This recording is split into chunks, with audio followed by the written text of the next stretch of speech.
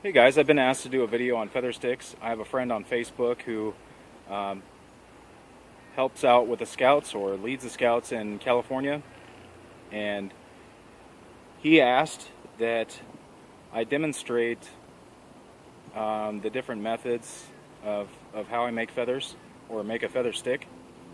And so I'm here in the backyard today, and I'm going to go ahead and do that. First off, I want to start out with safety. So if you are under the age of 18, make sure that you have an adult present with you. This is wow. These are starting to get orange already. I don't know if you can see those.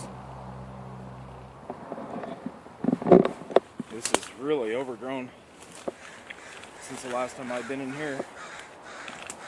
So we'll see how this goes. I brought a tripod here, and I'll try to set up a shot to where I can show you the different grinds on some of the different knives that I brought with me, and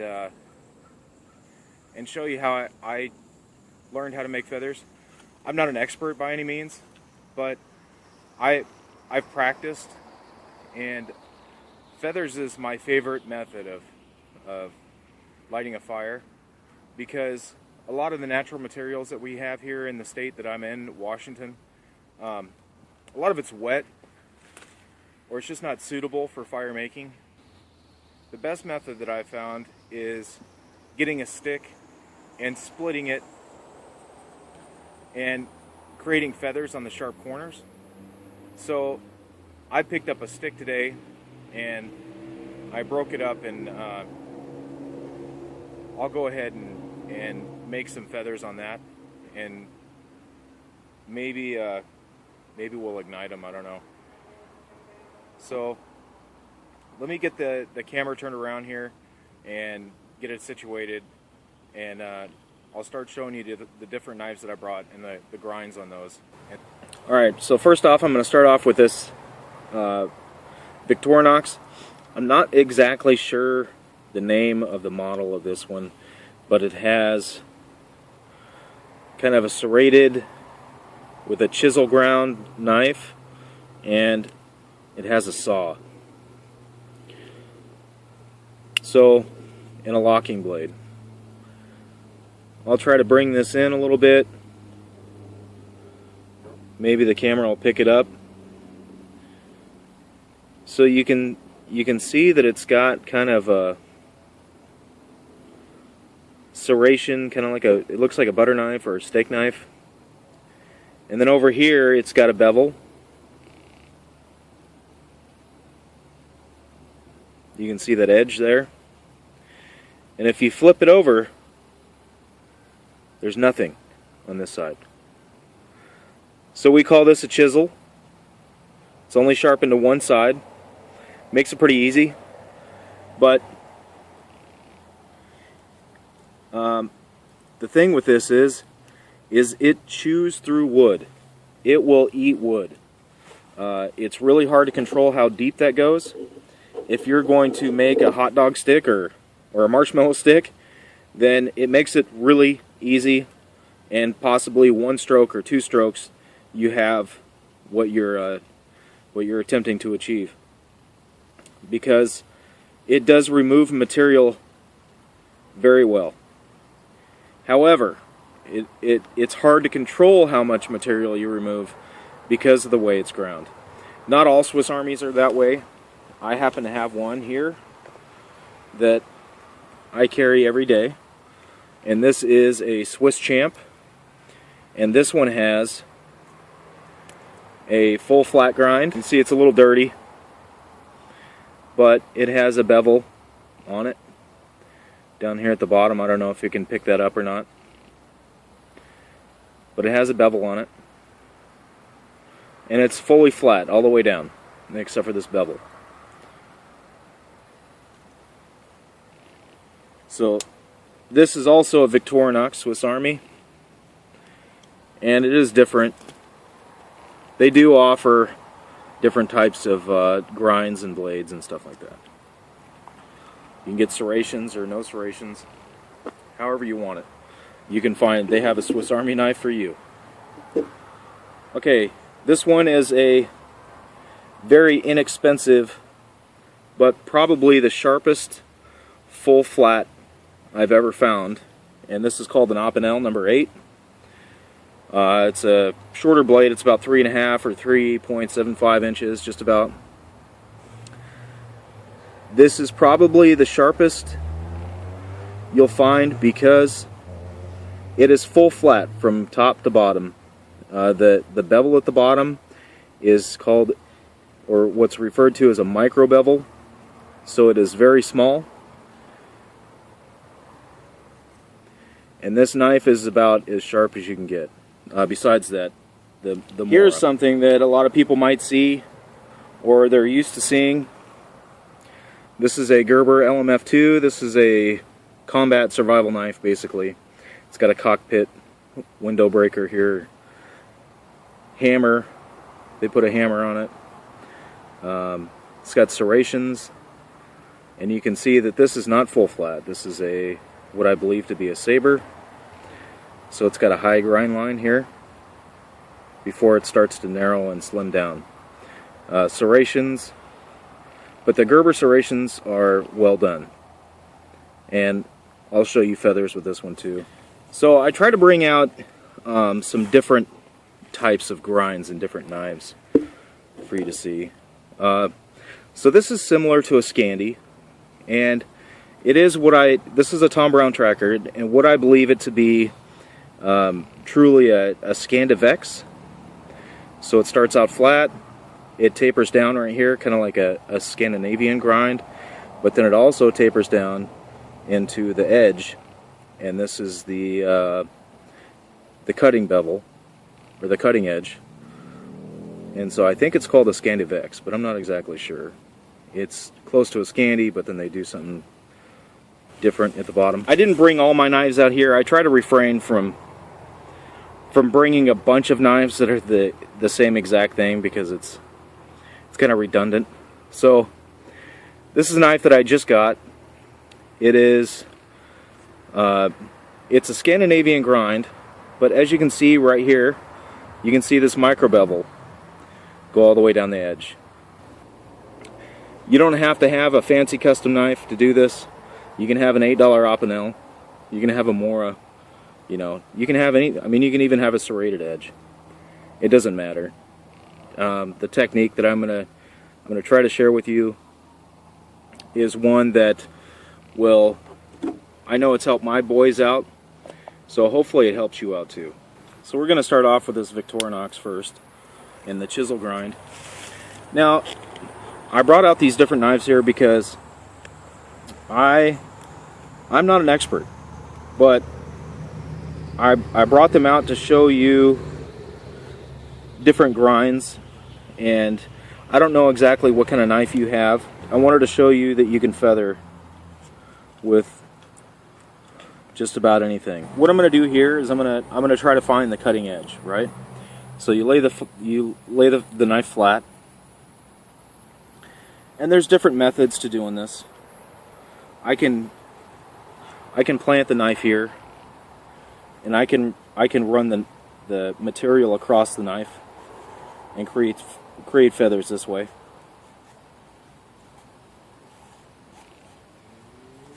And what you want is you want the feathers. They don't have to stay on the stick, but you want the feathers to curl over a couple of times. So I'm just trying to find. You can see that sometimes I run it across and there's no feather at all. I'm just trying to find the cutting edge.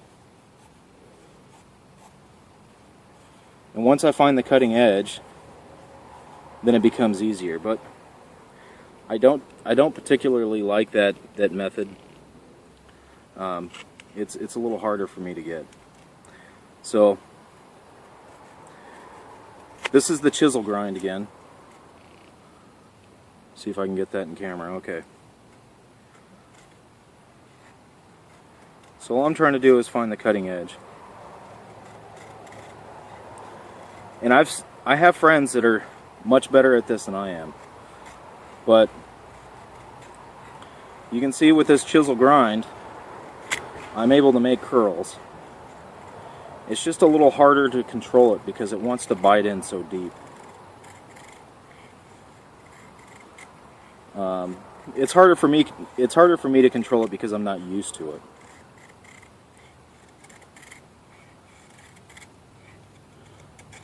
Okay, now with just about every pass you can see that I rotate the stick. And I'm rotating the stick because every time I make a curl, I create a ridge on the stick. So, see if I can demonstrate this. Okay. Now, if I can get it to focus here, you can see these ridges here. So every time you make a curl, you want to go over the next ridge. See that ridge right there? You want to get that ridge next. So that way you're cutting the ridges that you just created. And as you turn the stick, you're cutting the last ridge that you made.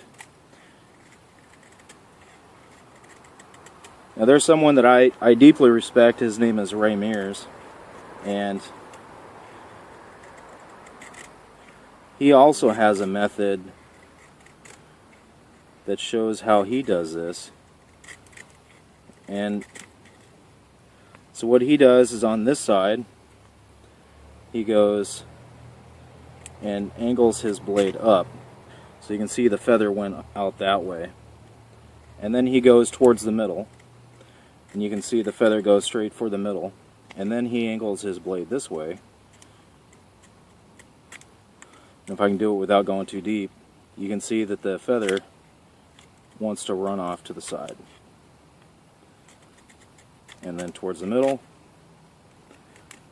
And then out towards the edge. So, like I said, with this one, it's really hard to, it's hard for me to control this one. But we did accomplish feathers. You can see some of those curl more than once, and that's what we want. Now to start a fire, we'd probably want about 10 of these at a minimum. So let's move on to the full flat, and this is that Opinel. So like I said, sharp corners.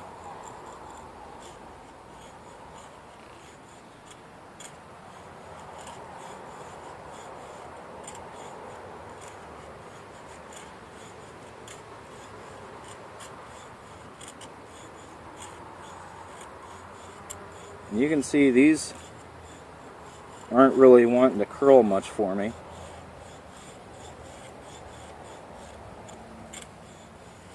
That one is a little deep.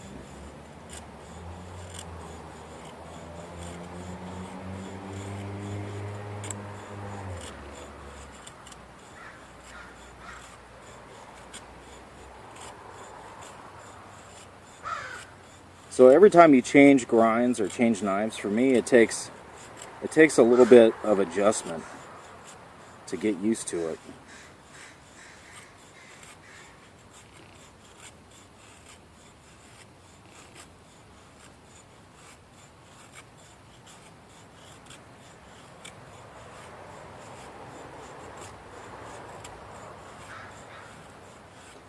And I know that this is not the best example, but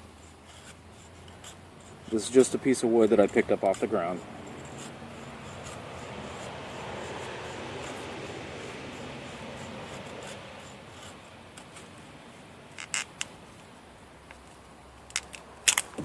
There we go. So here's the piece of wood that I just got done doing. See if we can get it to focus. This was here with the Opinel, the number 8, and this is the full flat grind. So you can see a couple of these turned, a couple of rotations, which is what you want. And like I said, you get enough of these and you can start a pretty good fire. This knife for some reason doesn't get very much love in the knife world, but I can tell you that it will feather.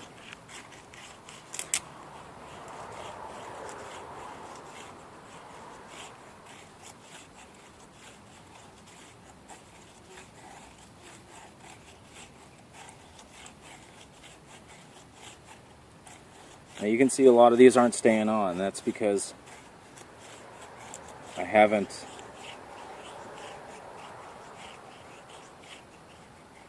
found the cutting edge yet.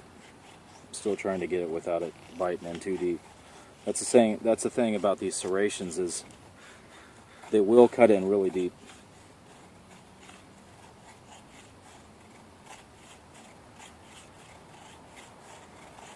There we go. Now you can see these are curling over on themselves.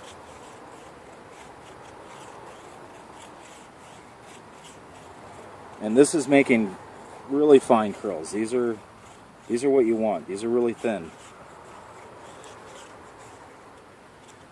And this stick is pretty flimsy, so it's moving while I'm trying to feather it.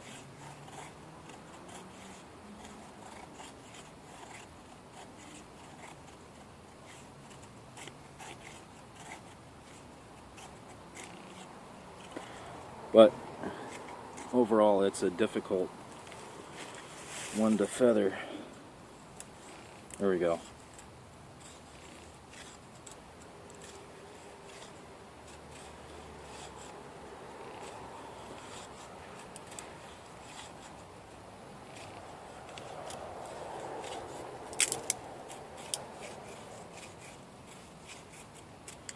I have a friend, Magnus Anderson, over in Sweden, that can do this in just a couple of seconds.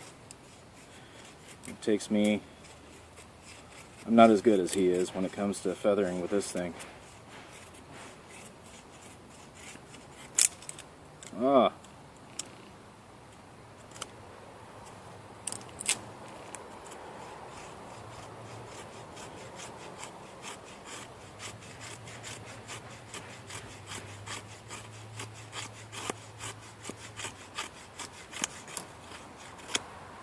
There we go. I'll leave it at that. It just takes more practice. If I spent more time with this knife, I could get better feathers. But that's not too bad. If you can see, a couple of these are thick, they curl over on themselves, and a couple of these are really thin little pigtails. So,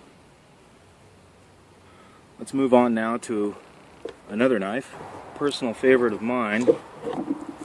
This is the Tom Brown Tracker, and this one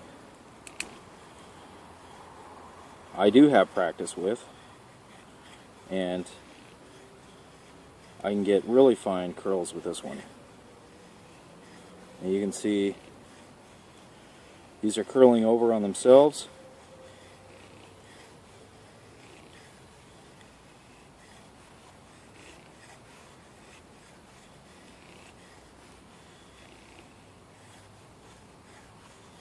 Now you can tell on this, I'm using the belly, which is okay, but you can also use, got some bird visitors, and I got a bug on my pants. You can also use the handle, next to the handle, and it will curl here just as well. Like I said, I'm used to this knife, so I can get pretty fine curls with it. You can tell these ones are going straight up and down, but if I angle the blade, you can see that they start rolling off to the side.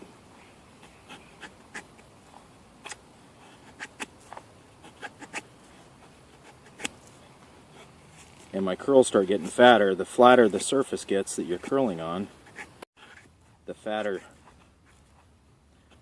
your curls get. See how these are constantly rolling? These are really thin curls.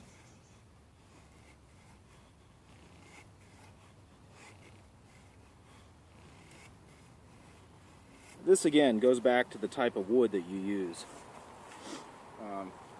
This is a soft wood.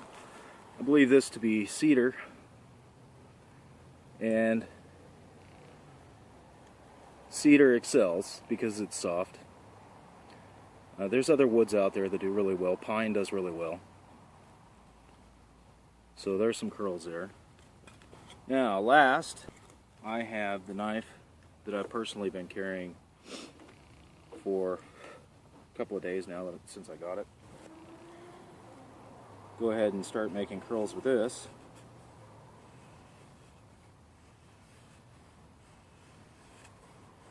These are a little bit longer. These are going to be more airy. When you strike a feather rod with these, or a ferro rod with these, this is where a lot of the heat is going to come from. This wood is already pretty much dry, and if your sparks stick to these curls, because there's so much air in between these, because the curls are curling over on themselves and they're creating a lot of oxygen between them. What's going to happen is you're going to get a lot of oxygen in there, and that's going to help fuel the fire. It's going to help your fire breathe.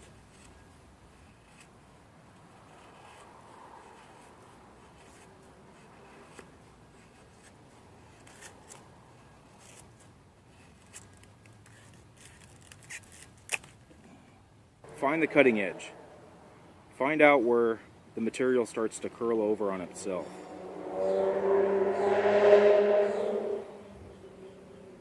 You can see that it curls over pretty easy, and the reason why it's curling is because the chunk that you're taking is so thin. So it's just like sharpening a stick for a hot dog or something like that, but you're not doing the follow through. You're not doing where you take the material all the way. All I'm doing is just ever so slightly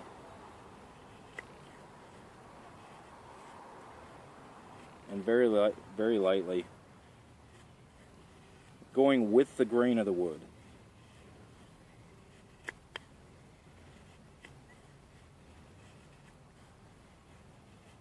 And I'm turning the wood, and I'm curling up that ridge that I created, that sharp ridge.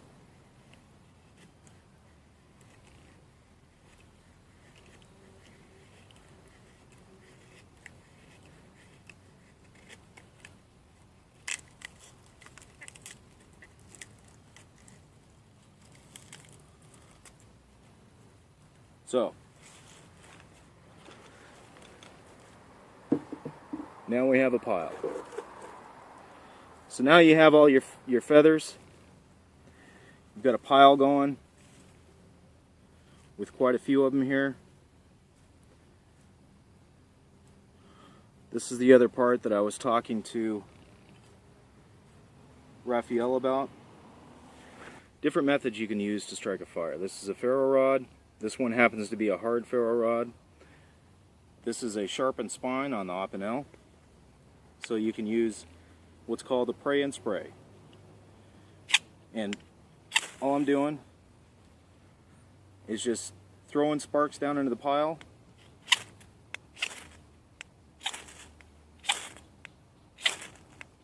And hoping they catch. Like that.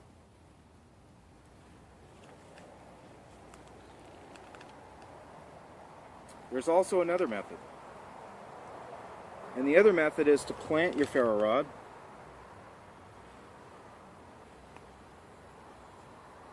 Well, I guess this one caught. But you plant your ferro rod and you direct all kinds of heat down into it. But when you do that, you're directing all the heat into one spot.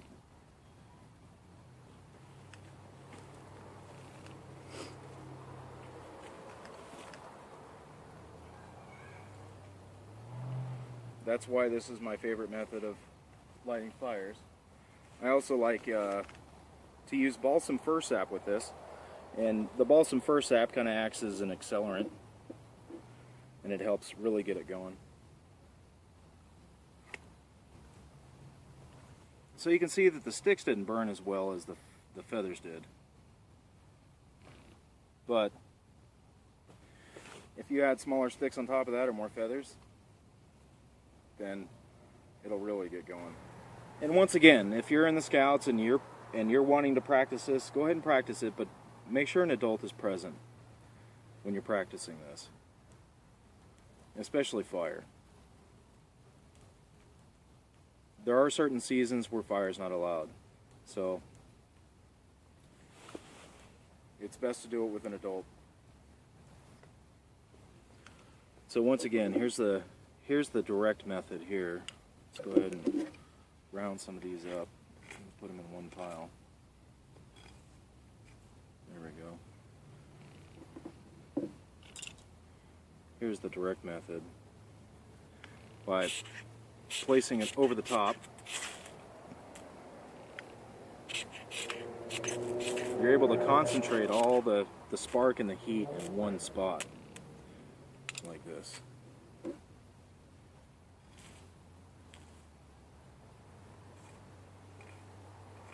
And it really doesn't take much. The thinner the feathers, the more likely they'll just go up with a spark. And again, here's the pray and spray.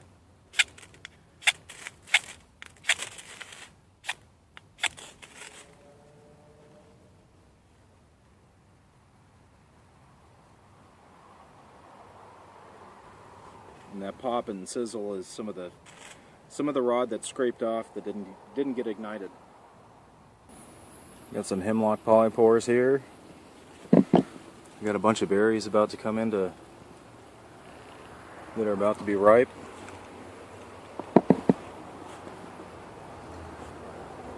These are flowering. There's some down here that are about to grow after these flowers wilt. More berries. I had someone comment one time about all the poison ivy back here, and it's not poison ivy, this is all blackberry bushes. But I hope you're able to take something away from that video. I'm, like I said, I'm no expert. I've just had practice. And that's all it's going to take for anybody else, is just a little bit of practice. So, if anybody has any comments that they would like to add at the bottom of the video, and maybe tips or tricks that they use on how they feather, go ahead and comment.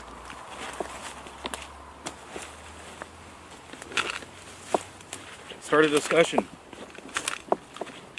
Your comments are welcome. Thanks everybody for watching. Your likes, comments, views, and subscriptions. Enjoy the outdoors.